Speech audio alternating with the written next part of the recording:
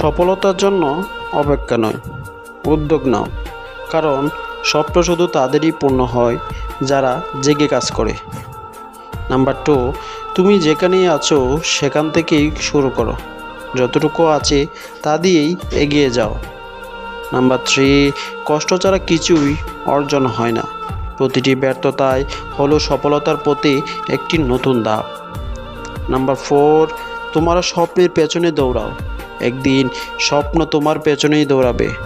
Number 5, নিজেকে ছোট ভাবো না, কারণ তোমার শক্তি তোমার সীমার চেয়েও বড়।